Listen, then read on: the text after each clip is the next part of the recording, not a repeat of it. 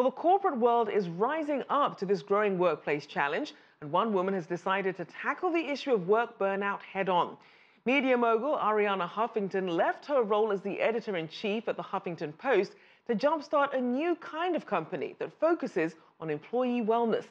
CGTN's Karina Huber caught up with Huffington to find out how she plans to make a lasting impact on modern work culture. The goal is to end the stress and burnout epidemic, which is truly global. That's why we called ourselves Thrive Global. Jack Ma and Joe Tsai, through their private investment vehicle, Blue Pool, invested in our Series A.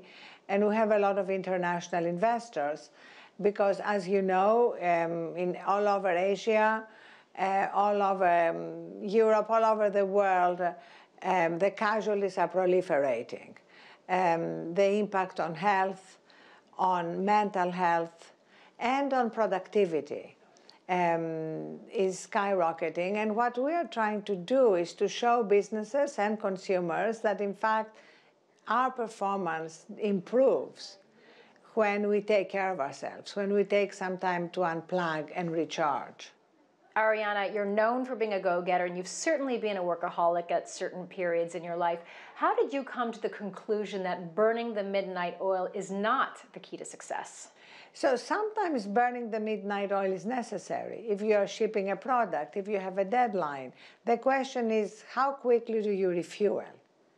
So this is not about a 9-to-5 existence. This is not about not working hard. It's about working smart and realizing that the concept of yin-yang is actually incredibly profound. You know, yang is you go out and achieve and conquer, and yin is you come back and refuel. If we don't have that cycle, we are in trouble, and our business is in trouble. And I came to it through a painful personal wake-up call when I collapsed from exhaustion, burnout, and sleep deprivation.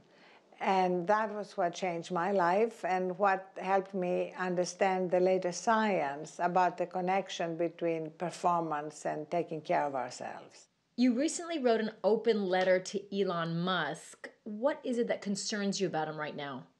Well, the evidence here is truly a teachable moment for the world, because here you have a great entrepreneur, a visionary, who understands the use of energy for cars, but doesn't understand the use of human energy for top performance. And as a result, by running on empty and being exhausted, he made mistakes which have affected his company, which led to an SEC investigation, which led to him having to step down as chairman.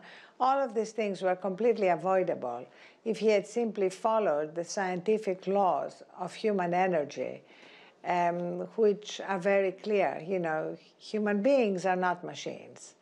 You know, for machines and for software, downtime is a bug. For human beings, downtime is a feature. This focus on mindfulness comes at a time when technology is advancing at lightning speed. You recently wrote an article about artificial intelligence, and some experts predict that over the next 2 decades, roughly 50% of the current jobs will be wiped out. Now, as a mother to a 5-year-old, that is terrifying to me. Is this something that keeps you up at night? No, because as Kai-Fu Lee wrote in his book, where he made that prediction, the key here is to recognize that a lot of new jobs are going to be created. But the new jobs are going to be based on the qualities of empathy, compassion, love. And these are very human qualities that machines cannot replicate.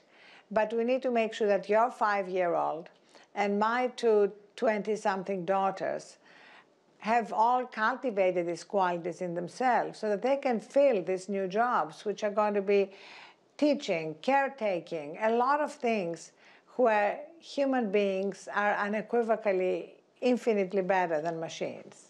As you mentioned, with every technological advance, there are new jobs and opportunities created. But the worry with artificial intelligence is that the number of jobs created will pale in comparison to the number of job losses. And for this reason, we're seeing people like Elon Musk, Mark Zuckerberg, and Richard Branson talk about the need for a universal basic income. What are your thoughts on that?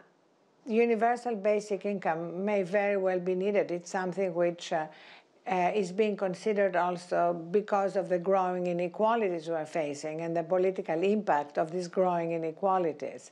It's clear that globalization had very unequally distributed benefits, and we are now reaping the consequences of that.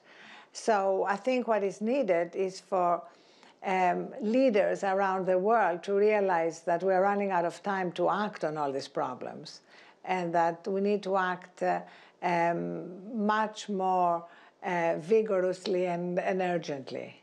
In the context of the U.S.-China relationship, arguably one of the most important relationships in the world, what are your thoughts on AI?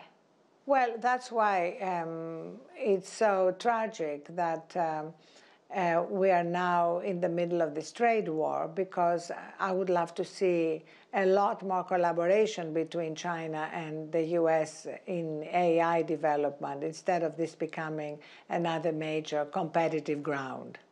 But the reality is that both China and the US are determined to be leaders in artificial intelligence. What do you think needs to be done to ensure that the implementation of AI is done peacefully and responsibly? Well, that's something which both countries and everybody working in AI needs to consider a paramount objective.